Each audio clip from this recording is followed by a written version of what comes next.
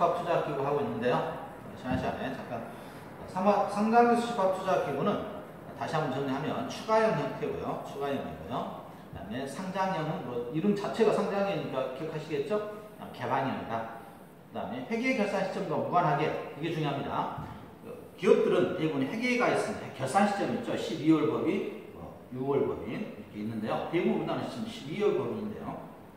12월 달에 1월 2일부터 12월 31일까지 결산을 하는 거죠. 이게 결산 시점이라고 하는데요. ETF는 중간중간에 배당을 받습니다. 중간에 배당을 받으면 그걸 가지고 투자자에게 바로바로 돌려주는 이유가 추조고차를 피하기 위함이다. 그렇죠? 이 추조고차라는 것은 주식시장에서 움직이고 있는 지수를 그대로 모방하는 거기 때문에 그가 똑같이 움직여줘야 되기 때문에 배당금이 들어오면 자산이 증가할 우려가 있어요.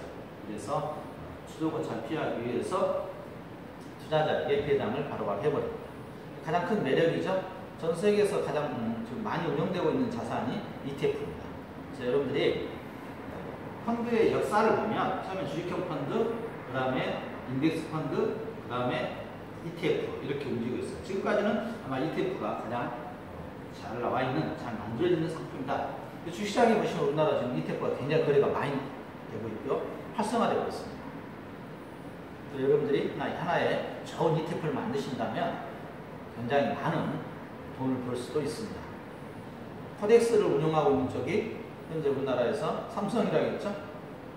신문에 보시면 또 타이거라고 있는데요. 타이거가 앞에 붙은 것은 뭐 타이거 200 이렇게 붙어 있는 것은 삼성투신이 아니라 미래셋입니다. 미래셋을 운영하고 있고요.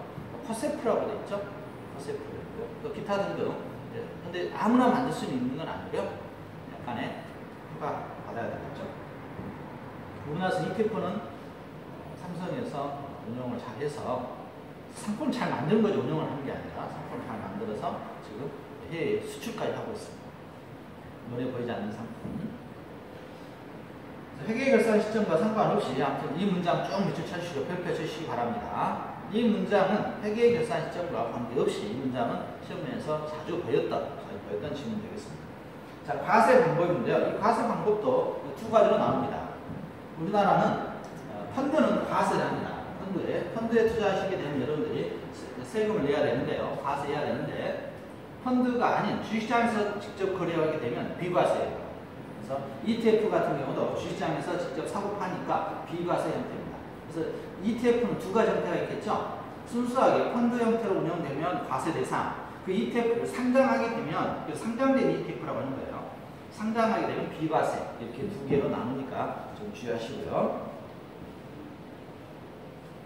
국내 주식형 ETF의 경우 처음 이익에 대하여 비과세하고 보유자산의 이자소득, 배당소득만 과세합니다.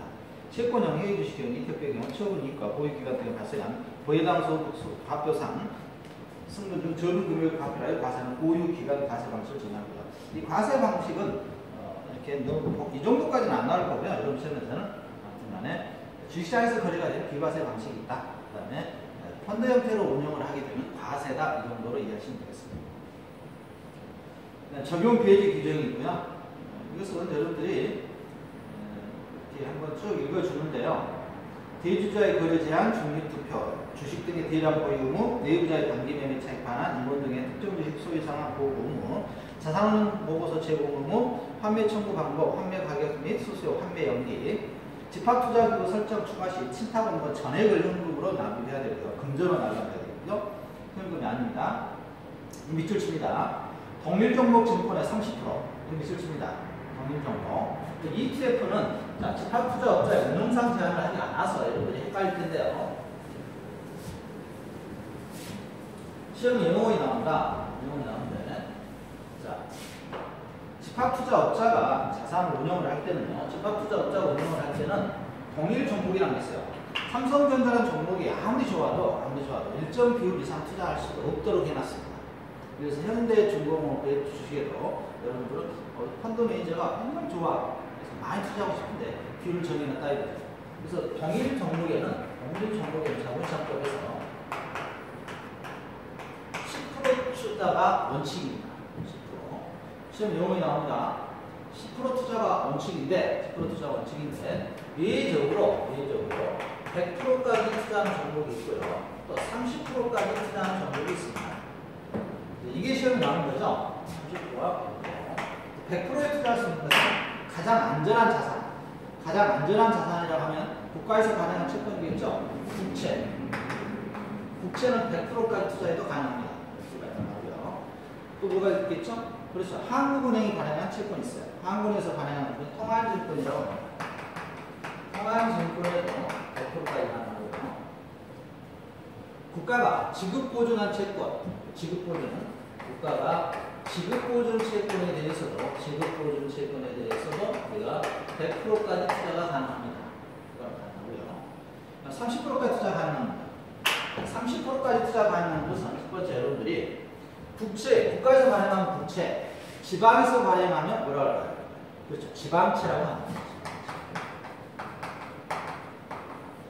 지방채.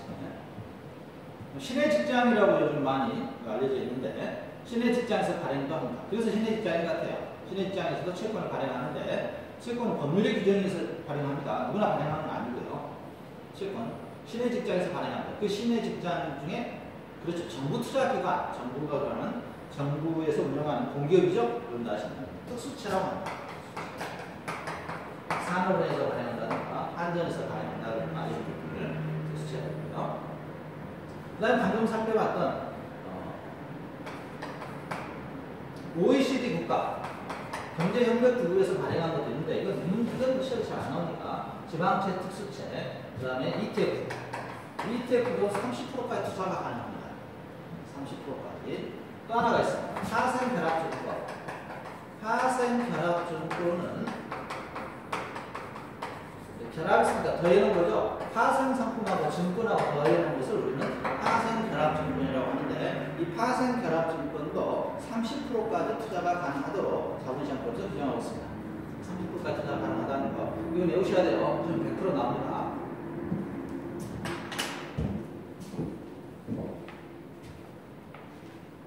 그래서 동일 종목에 30%까지 투자가 가능하다 이렇게 되고요. ETF 설정 및 추가 설정을 위한 이해관계인과 매매 그 밖에 거래도 허용하고 있고요. 좀 완화되어 있죠. ETF는 일반 주식보다는 조금 더 안정성 측면에서는 유리하죠. 일반 주식은 A라는 주식이 부도가 나면 꽝이잖아요. 그렇지만 ETF는 종목 구성을 다양하게 하기 때문에 한 종목에 설령 약간의 저조한 수익률을 얻더라도 다른 종목에서 그만큼 수익을 올릴 수가 있기 때문에 조금 안전하니까 30%까지 투자 가능하도록 그렇게 해놨습니다. 상장 폐지할 수도 있고요. 추저고차가 10%가 넘게 되면 의미가 없죠. 지수하고 동일하게 움직여줘야 됩니다. 이럴 때는 폐지합니다. 지수를 산정할 수 없다든가 종목이 없어졌다든가 뭐 이런 경우에도 할 수가 없습니다. ETF는 좀 부담스러운데요. ETF 약간 부담스럽죠? ETF는 그렇지만 시험 문제에서는 추가형이라는 사실 꼭 기억하셔야 되고요. 그다음에 개방형이라는 사실 꼭 기억하셔야 되고요. 회계 결산 시점과는 관련이 없다는 거. 회계 결산 시점과는 무관하다. 특히 무관하다는 표현을 주의할 필요가 있습니다. 이상한 표현인데 보고 싶으면 무관하다. 회계 결산 시점과는 무관하다. 또 하나 방금 살펴봤던 동일 종목에 30%까지 투자가 가능하다. 이 정도만 정리하셔도 무난하게 풀어내실 겁니다.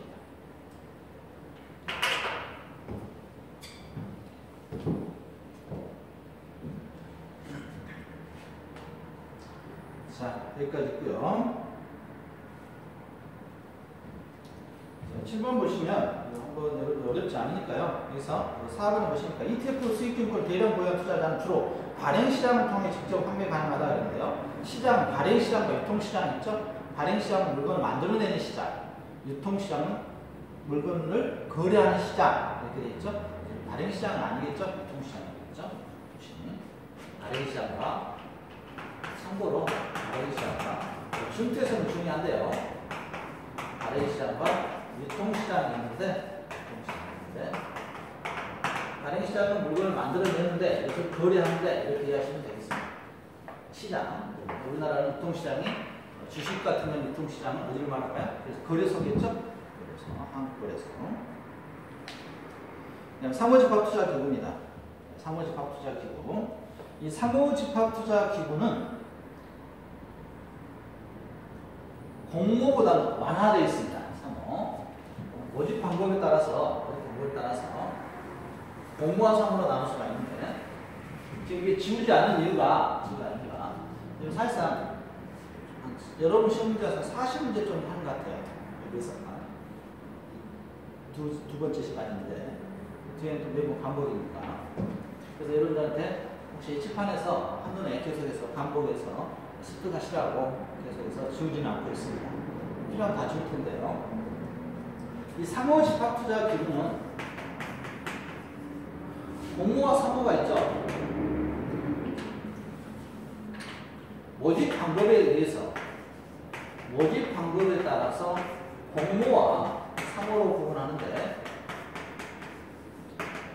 공모와 상호의 기준점은 50명이라고 했습니다.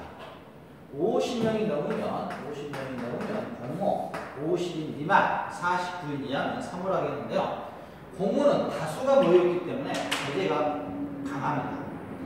상호는 끼리끼리 모여있기 때문에 완화되어 있어요.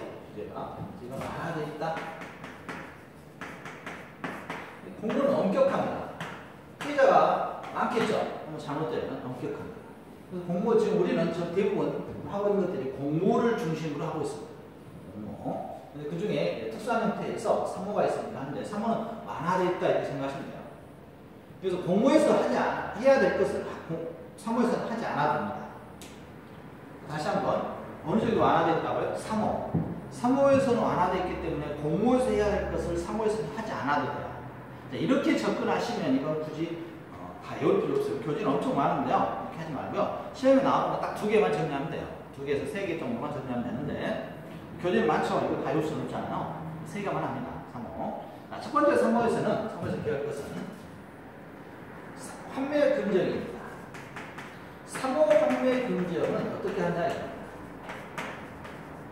환매 금정 90일 이내에 상장을 하겠죠. 그래서 90일 이내에 상장을 하겠는데 마찬가지입니다. 과연 90일 이내에 상장하느냐? 상장. 하지 않습니다. 하지 않아요. 상호의 경우에는 하지 않아요. 공모의 경우는 합니다. 공모의 경우에는 공모 환매 금지의 경우에는 상장을 하는데 상호 환매 금지의 경우에는 상장하지 않는다. 그래서 이 사자를 바꿔놔요. 시험문제에서는 공과 사를 구분하실 줄 알아야 되겠습니다. 공사.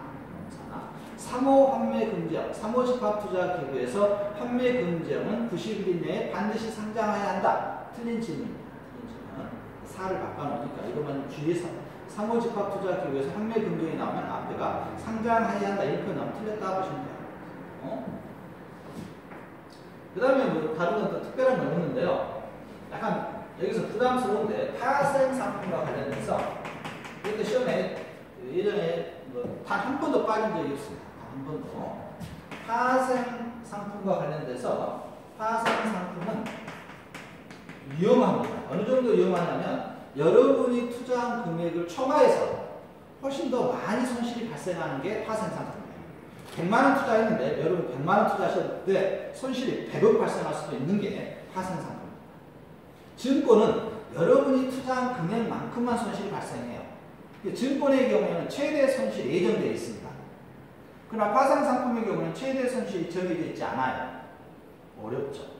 반대로 또 생각하면 파생 상품에 투자하시는 분은 돈을 어마어마하게 버시기도 하겠죠.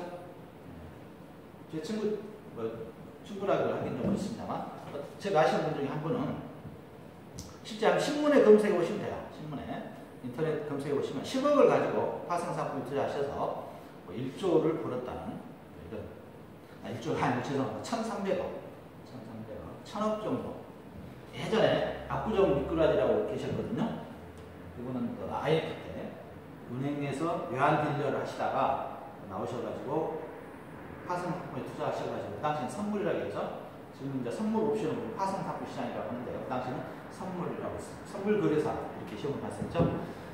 파생 상품에 투자하셔가지고 그분 같은 경우도 뭐 어마어마하게 돈 버셨죠. 전설들입니다. 전설들 굉장히 많죠. 많습니다. 예전에 그 영화로도 나온 것 같은데 미국에서 그래서 디카프리오가 주인공이었나요? 파생 상품 시장에 영역을 드러내는 되게 이제 파생상품 시장은 전 세계적으로 젊은 친구들이 합니다. 굉장히 20대가 전성기예요. 굉장히 빠른 순발력을 해야 되니까 파생상품에서 위험합니다. 파생상품과 관련돼서는 자, 공모 파생상품 위험평가액이라는 게 있어요. 전체적으로 펀드 자산에 위험을 평가하는 지표가 있거든요. 얘가 나타나는데요. 위험평가액이 공모의 경우와 상호로 구분합니다. 공모는 약간 위험하게 투자한다고 했잖아요. 파생상품은. 그래서 허용을 더해준다. 투자한다고. 100%까지 투자하는 공모는 100%. 눈치껏. 상은 얼마일까요? 완화되어 있으니까. 4로 시작합니다. 400%까지 투자합니다. 그래서 3호는 400%. 이 파생상품 위험평가액 400%까지 투자한다는 거. 이게 여러분 시험에서 자주 나오죠. 3호 하면 판매는 상장을 안 한다. 3호의 경우 위험평가액에 400%까지 투자한다는 것을 여러분들이 정리해야 됩니다. 마찬가지로 자산은 3호의 경우에도 누구에게 보관시켜야 될까요? 이건 공통이네요. 누구에게? 그렇죠. 신탁업자에게 보관시켜야 되겠죠? 이 정도 하시면 3호는 무난하게 여러분이 시험장에서 푸실 것 같네요. 그래서 8번에 보시면, 문제를 통해서 보시면, 3호 집합투자기구에 대한 설명을 바르지 못한 것은 1번, 3호 집합투자기구는 자산운용 보고서 작성 및 제공 공고가 적용되지 않는다 했는데요. 자산운용 보고서가 시험에 거의 4번 출제합니다. 자산운용 보고서. 펀드 2에서 다시 하겠습니다. 여기 나와 있으니까 여기서 한번 살펴보는데요. 자, 자산운용 보고서와 투자 설명서를 하겠습니다. 투자 설명서와 자산운용 보고서는 시험의 단골 메뉴입니다. 4번 나온다 이거죠? 4번. 다시 한번 강조합니다만 제가 칠판에 쓰는 것은 시험에 출제 확률이 90%가 넘습니다. 확률이. 지금 뒤에서 어차피 할 텐데 자산운용 보고서가 뭔지 모르고 넘어가면 불편하잖아요. 어차피 해야 될 거라면 앞에서 다 해버리고요. 뒤에서는 좀 더 부드럽게 하겠습니다. 부담스럽더라도 앞에서 조금 더 공부를 열공하시고 뒤에서는 편안하게 하는 게 좋겠죠. 이 투자 설명서는 뭐냐면요. 투자 설명서는 자, 집합투자기구를 만들었습니다. 증권 투자 설명서 여러분 핸드폰 쓰셨습니다. 핸드폰 안에가 설명서 있죠. 핸드폰에 관련된 설명서. 상품 설명서라고 하잖아요. 마찬가지로 저희는 펀드에 대한 설명서를 투자 설명서라고 합니다. 이 투자라는 의미는 손실이 가능하다는 거예요. 손실 발생 가능한 것을 우리가 투자라는 거예요. 손실이 발생할 수도 있고 이익이 발생할 수도 있겠죠. 투자자 입장에서는 이익이 발생하면 항의하지 않습니다. 손실이 발생하게 되면 여러분들 귀중한 소중한 재산은 손실 발생했잖아요. 100만 원 투자했는데 10억 손해봤다고 이렇게 하면 좋아하겠습니까? 그렇죠. 그래서 손실이 발생하면 투자자들 항의를 하니까 여기에서 미리 투자 설명서를 제공해서 손실의 발생에 대해서 대비하는 거죠. 손실이 발생하면 투자자가 책임진다는 이런 내용의 설명서를 투자자에게 설명하고 제공하고 설명받습니다. 투자 설명서. 투자 설명서와 자산운용 보고서는 어떤 차이점이 있냐면 일단 시험 문제와 관련돼서는 자산운용 보고서는 여러분들이 중간고사 성격이다 보시면 돼요. 중간고사 시험 보고 학교에서 성적표 날라오죠. 기분 좋은 친구도 있고 계실 거고 기분 별로인 친구도 있죠. 그래서 자산운용 보고서는 3개월에 한 번 작성해서 투자자에게 보내주고요. 투자 설명서는 학년이 바뀌었다 생각하시면 되겠습니다. 결산 시점이 끝나고 결산 내용을 통계해요. 여러분들이 학교 다니실 때 1학년에서 2학년 올라갈 때 또 전체적인 1년 동안 모아서 이렇게 집으로 오죠? 성적표? 그래서 1년에 시험대에서 6개월에 한 번 이렇게 많이 나올 거고요. 이것도 마찬가지. 숫자니까요. 정리합니다. 자산운용 보고서와 투자 설명서는 일단 숫자만 정리하셔도 시험 문제에서 풀어낼 때 시험 문제 푸는데 별로 지장이 없습니다. 투자 설명서와 자산운용 보고서. 자산운용 보고서는 운영에 따른 결과가 있습니다. 예를 들어 수익률이라든가 누가 운영에 따른 이런 내용들이 전체적으로 있고요. 투자 설명서는 1년 동안 계산했지 않습니까? 회계와 관련된 재무제표라든가 이런 내용이 주로 들어있습니다. 이 자산운용서가 구체적인 내용으로 나면 약간 부담스럽다. 시험이 어렵죠? 자산운용서고요. 그래서 자산운용 보고서를 작성해 제공과 적용되지 않습니다. 자산운용 보고서는 작성하지 않아도 되겠다 이거죠. 3호에서는. 두 번째, 판매 금정 집합 투자인 경우 90일 이내에 증권시장에 상장해야 한다. 맞나요? 그래서 시험지에서 8번 같은 경우에 3호인 것을 모르고 2번 질문을 읽게 되면 답을 볼 수가 없겠죠. 그래서 0호인 경우에 환매 금정은 상장해야 되지만 3호인 경우에는 상장하지 않아도 된다 그랬죠. 그래서 이거에 틀렸습니다. 집합투자 증권에 대한 투자는 각 집합투자 자산 총액의 50%까지 가능합니다. 50%까지. 일반적으로 10%까지 완화되겠죠? 10%인데 완화돼서 50%까지 가능하고요. 4번에 투자자의 전원의 동의가 있으면 금전 외의 자산으로 나뉘어갈 수도 있습니다. 투자자 전원이라는 것은 예를 들어서 투자자가 49명입니다. 그럼 49명의 전원이 모여서 돈 대신에 가지고 있는 땅을 가지고 펀드를 만들게 해도 가능하다 이거예요. 토지를. 또는 소 있나요? 소 한 마리씩 투자해서 펀드 만들게 이것도 가능하다 이거예요. 상호 형태의 경우는 여러분들이 아이디어만 잘 내시면 여러 가지 형태로서 펀드를 만들 수 있는데 정부에서도 우리 사모펀드를 좀 활성화시키려고 여러 가지 다각도로 노력을 하고 있는데 아직까지는 기법이 외국 기법이 못 따라오기 때문에 그렇지 않죠. 예전보다 조금 좋아진 것 같습니다. 환경이. 사모펀드는 하이리스크 하이리턴이죠. 고수익 고유형.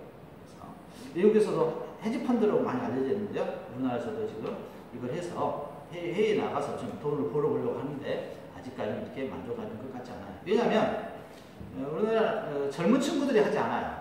미국 같은 경우는 되게 올가 있는 친구들이 미국의 유명한 대학을 졸업하고 바로 갑니다. 고등학교 때 이미 결정돼서 하는데 우리나라는 투자 문화가 왠지 어색하죠. 투자한다 그러면 몰래 하시잖아요. 그래서 투자가 외국보다는 활성화되지 않는 측면에서 그래서 금융산업이 우리나라가 좀 다른 산업에 비해서 뒤쳐져 있는 이유 중에 하나입니다. 젊은 친구들이 이런 금융상품에 좀 관심을 갖고 좀 낙후되어 있는 금융산업 발전에 좀 했으면 좋은데 그렇지 못하다 보니까 외국에 있는 우수한 인재들한테 우리나라가 맨날 깨지는 거죠. 쉽게 이야기해서 해외에서 우리가 물건 아무리 많이 만들어서 열심히 일해서 벌어와도 외환시장이라든가 파생상품 시장에서 한 방에 격가버리잖아요. 그게 대표적으로 IMF였고요. 우리나라에서는 환율 전쟁했잖아요. 환율 전쟁.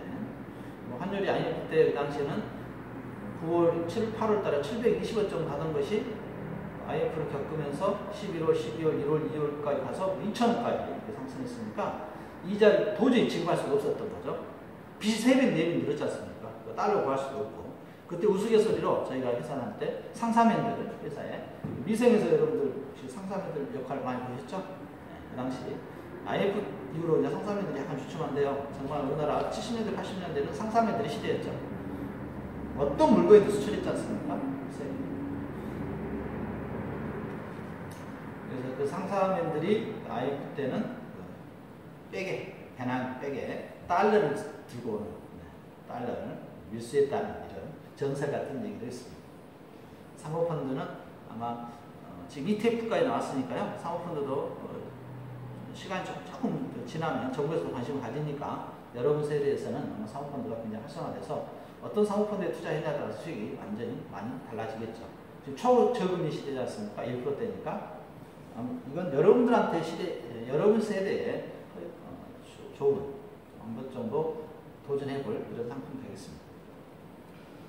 핵심 개념 이야기가 있는데요. 혹시 기회가 되시면 한번 읽어주시고요. 저는 이 정도만 설명했던 이 정도만 상호집합투자기금 하셔도 충분할 겁니다. 묶어서 이야기 있네요. 묶어서 이야기 밑에 보시니까 동그라미 1번 파생상품 매매에 따라 이혼평가액 순자산총액 400%까지 가능하다. 400%의 동그라미 가능 400%에 동그라미 치시고 별표 쳐주시고요. 공모는 100%라는 거 공사 좀 구분하시기 바랍니다. 공모는 100, 공백, 사고는 400. 집합투자증권에 대한 투자는 자산총액 50%까지 가능하고요. 공모는 20%인데요. 이것까지는 외우시지 않을 것 같고요. 이 둘 중에서 하나는 답으로 나올 걸로 예상합니다. 3호 400%가 됐든 판매 금액이 됐든 그다음에 신탁업자에게 자산 보관한다고 공통 조건이고요. 그다음 또 이제 공모와 사무의 가장 큰 특징이 증권신고서 제출이 있는데요. 증권신고서 제출은 이게 안 나왔으니까 다음에 하겠습니다. 증권신고서 제출과 관련해서는. 자, 20페이지 가겠습니다. 20페이지. 집합투자기구에 이제 분류가 있네요. 분류. 이 분류는 전부 다 해봤으니까, 전까지 해봤으니까 전체로 한번 덜 지웠네요. 다행이네. 판매 여부에 따라서, 그렇죠? 핵심 개념 보시면 판매 여부에 따라서 개방형과 폐쇄형으로 나옵니다. 폐쇄형이라는 시험에서는 폐쇄형이라고 출제하지 않습니다. 판매 금정이라고 출제하니까 될 수 있으면 시험 용어로 익숙해지시면 좋겠습니다. 시험 용어로 익숙하고요. 판매 금정 90일 이내 상장인데 상호는 상장하지 않아도 되고요. 설정 여부에 따라서 추가 설정 여부에 따라서 납입 여부에 따라서 추가형과 단형으로 나오고요. 추가형이 가장 대표적인 건 아니지만 대부분 추가형입니다. 대부분요. ETF도 추가형이라는 사실을 좀 기억하고요. 그다음에 단위형의 경우에는 ELT, ELS, ELF 누가 만들었느냐에 따라서 약간 다른데 상품 내용과 비슷합니다. 비슷하게 운영하고요. 투자 대상 자산 비중에 따라서 주식형 펀드냐, 채권형 펀드냐, 혼합형 펀드냐인데요. 자, 이 문제까지는 여러분 시험에서 출제될 것 같지는 않습니다만 약간 개념 정리 차원에서 한번 정리해보면요. 주식형 펀드라고 있습니다. 주식형 펀드는 주식에 60% 이상 60%죠? 60% 이상을 투자하게 되면 주식형 펀드라고 합니다. 주식형 펀드라고 하고요. 60% 이상을 주식에 투자하는 펀드를 우리가 주식형 펀드라고 하고요. 주식에. 그다음 또 채권형 펀드가 있습니다. 이 채권형 펀드도 마찬가지로 채권에 60% 이상을 투자하면 우리가 채권형 펀드라고 해요. 바구니 봤더니 바구니에 100개 중에서 60개가 채권이다. 그럼 채권형 펀드라고 합니다. 이거죠. 그래서 60%라는 개념은 특정 자산을 의미합니다. 특정 자산. 특정 자산에 투자할 때는 60%예요. 그래서 해외 펀드 하면 해외와 관련된 자산에 60%를 투자합니다. 브라질 펀드 그러면 브라질과 관련된 자산에 60%를 투자하는 겁니다. 우리가 펀드에서는 60%라는 개념이 특정을 언급할 때, 특정 자산에 투자할 때는 60%가 기준점이라는 거. 그래서 채권형과 주식형은 60%가 되는 거죠. 이 둘이 섞어놓은 게 있습니다. 이게 쌀과 보리라면, 쌀과 보리밥이라면, 보리밥 잘 모르시죠? 건강식으로 많이 드시는데, 쌀과 보리를 섞어놨습니다. 쌀과 보리를 섞어놨는데, 쌀이 조금 많으냐, 보리가 조금 많으냐에 따라서 주식 혼합형과 채권 혼합형으로 분합니다. 채권 혼합형으로 분합하는데,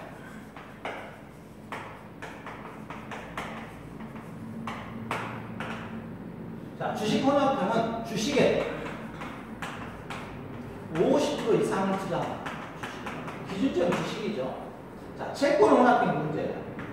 자, 지금까지 보니까 주식은 주식 혼합형도 주식, 채권형도 채권이 그 중심 개념이었잖아요. 근데 채권 혼합형도 채권으로 했으면 좋을 텐데 주식이에요. 주식으로 50%라는 표현이 나오는데 그 답이 중요합니다. 수학 개념에서 채권 혼합형은 채권이 더 많아요. 채권이.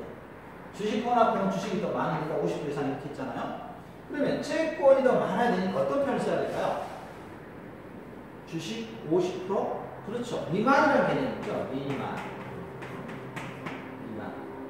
미만 이렇게 포함하지 않는 개념이죠. 포함하지 않는 개념. 이렇게 네 가지로 우리가 구분합니다. 이 문제까지 시험에 나온다면 그냥 디테일하게 출제했다 이렇게 생각합니다. 간혹 10번 시험 보면 한 번 나올까 말까 2번 정도 이렇게 됐습니다. 투자 대상 자산 비중에 따라 주식형 펀드, 채권형 펀드, 혼합형 펀드 이렇게 구분하고 있고요.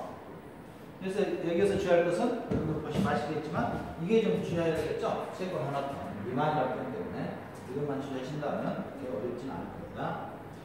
상장 여부에 따라서 상장형과 비상장형이 있었고요. 매출 방법에 따라서 모집시과 매출식이 있었습니다. 투자 전략에 따라서 이 투자 전략은 별표 치시고요. 이 투자 전략은 뒤에서 자세히 나옵니다.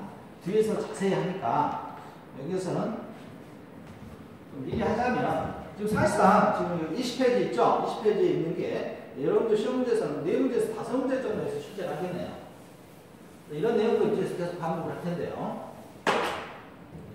똑같은 반복을 하니까 투자 방법, 투자 전략에 따라서 굉장히 중요합니다. 이 투자 전략과 관련돼서는 어느 정도 중요하냐면 여러분들이 금융 자격증 시험에 모든 금융 자격증 시험에 출제합니다. 모든 금융 자격증 시험에 출제하니까 펀드 하실 때 기초 유무 과정에서 펀드가 다른 자격증보다 조금 쉽잖아요. 펀드에서 여러분들이 공부를 조금 더 해놓으시면 편하겠죠. 자, 투자 전략과 관련돼서 두 개로 나눕니다. 액티브 전략과 소극적 전략과 적극적 전략으로 나누는데요. 적극적과 소극적으로 나왔나요? 적극적 전략과 소극적 전략의 차이점을 기억해야 돼요. 액티브. 네, 여러분 시험에서 액티브라고 만나는 거고요. 적극적 전략 이렇게 나올 텐데 나올 수도 있겠죠. 투자에서 보시고 어떤 차이점이냐? 액티브 펀드는 상향식, 투자 대상 저평가 이론 판단하고 하향식이다 이렇게 되는데요.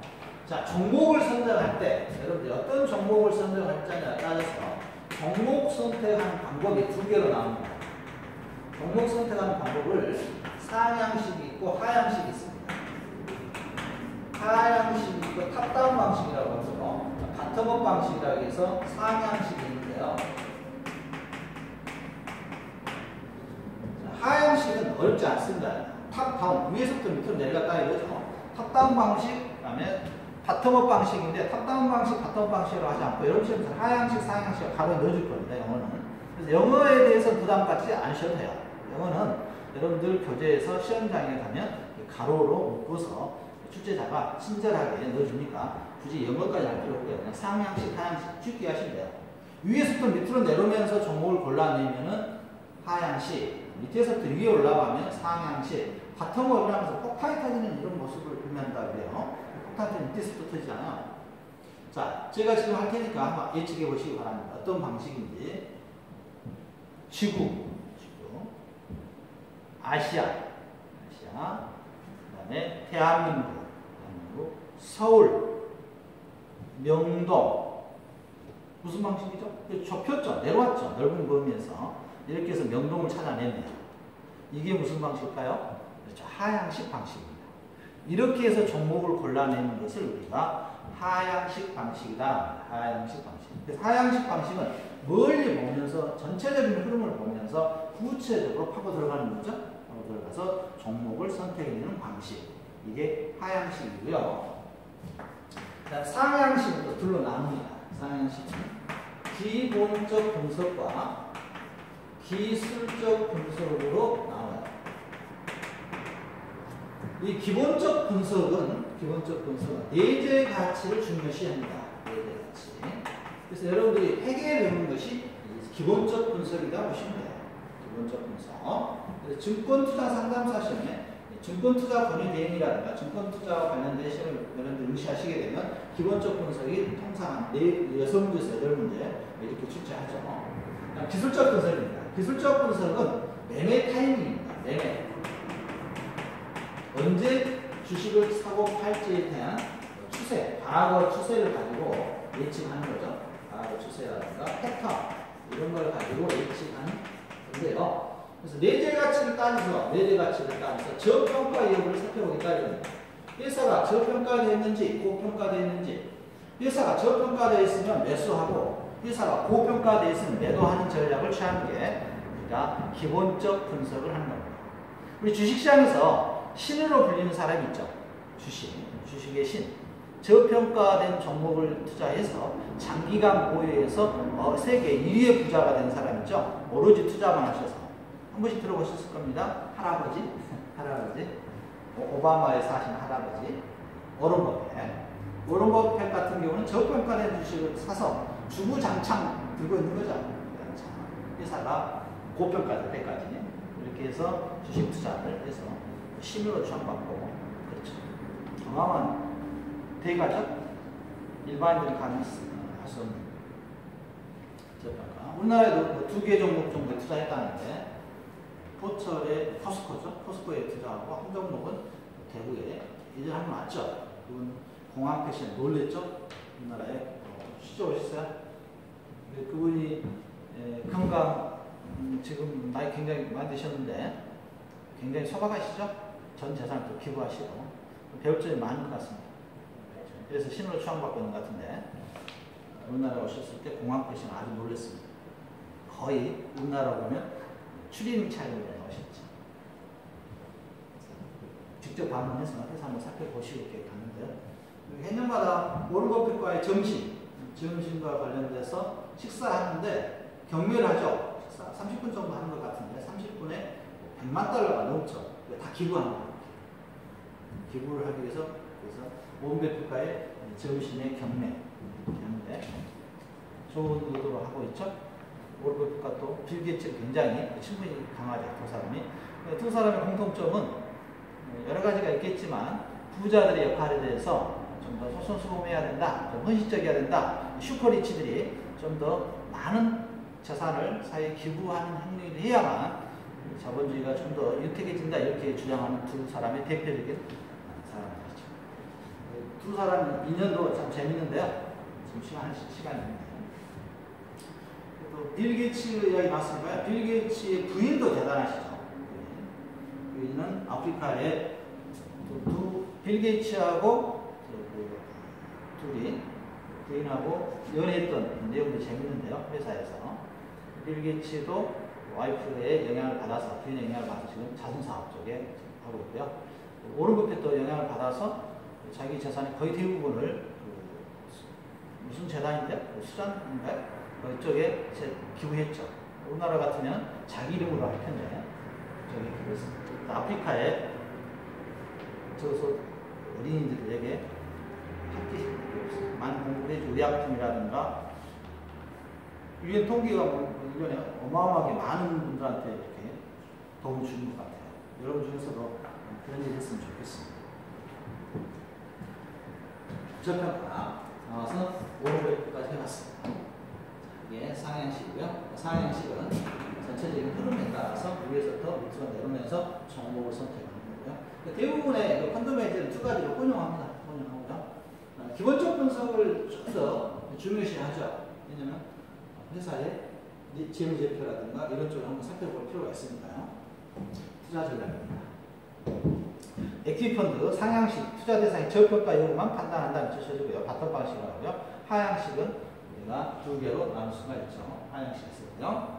상향식과 패시브 펀드가 있고요. 패시브 펀드는 인덱스 펀드가 가장 대표적입니다. 지수 따라가는 거예요. 그래서 인덱스 펀드 같은 경우는 운영 인력 이렇게 많지가 필요하지 않습니다.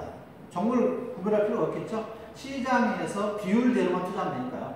예를 들어서 삼성전자가 시장에서 10% 전체적인 10%를 범위를 차지하고 있다면 10%만 투자하는 겁니다. 전체 재산에.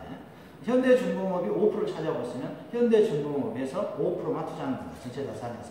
이렇게 운영하는 인덱스니까 운영 인력이 많이 필요하지는 않습니다. 많이 필요하지 않고요. 그래서 인덱스 같은 경우는 펀드 매니저가 몇 개의 펀드를 한꺼번에 운영해도 전혀 부담이 없는데 주식형 펀드는 다르겠죠. 종목발로 해야 되니까요. 펀드 운영 및 거래 비용의 포트폴리오 차이라든가 실제 매매 가격 차이 때문에 추적오차가 발생하기도 하고요. 투자비야, 추적오차, 인덱스도. 추적오차를 피하기 위한 가장 간단한 방법은 어디에 투자한다겠죠? 그렇죠. 상장지수에 투자하는 거죠. 추적오차를 피하기 위한 가장 간단한 방법은 상장지수에 투자하는, ETF에 투자하는 거라는 거 꼭 기억하세요. 추적오차를 피하는 가장 간단한 방법은 ETF에 투자하는 겁니다. 실시간으로 거래되니까요. 인덱스 같은 경우도 왜 추적오차를 피할 수 없냐면 예를 들어서 여러분들이 오전 10시에 주식시장에 가서 증권회사에 가셔서 여러분들이 펀드에 가입하셨습니다. 인덱스 펀드에. 근데 오전 10시에 갔더니 주가지수가 2000포인트입니다. 2000포인트인데 2000포인트네 하고 가입을 하셨어요. 여러분들은. 그런데 언제 가입해 주냐면 그냥 종가로 해줍니다. 미래가격을 하니까. 오후 3시 종가가 예를 들어서 2200포인트에다 가정해봐요. 그럼 여러분들은 가입을 하실 때 2000포인트니까 200포인트 올랐으니까 10% 수익이네? 이렇게 생각하실 거 아니에요.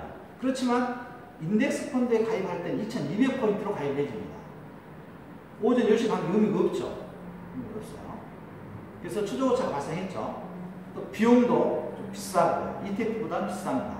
주식이 가장 비싸고 그 다음에 인덱스가 비싸고 ETF가 이렇게 저렴한 순서가 되는데요. 만약 ETF에 투자하셨다면 오전 10시에 가셨으면 10시에 실시간으로 가입을 할 수가 있죠.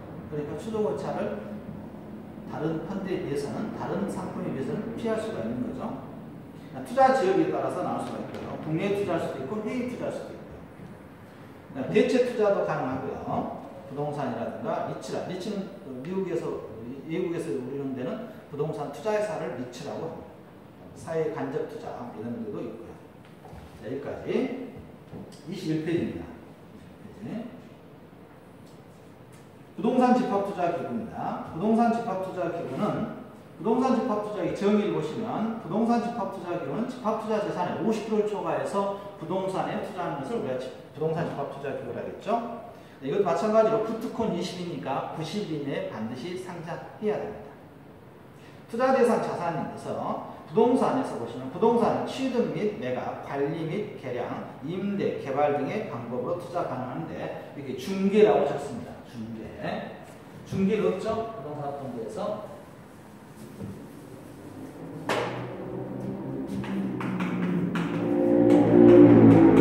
부동산 펀드라고 하겠습니다. 집합투자기구를 될 수 있으면 여러분들 처음에는 집합투자기구라고 하는데요.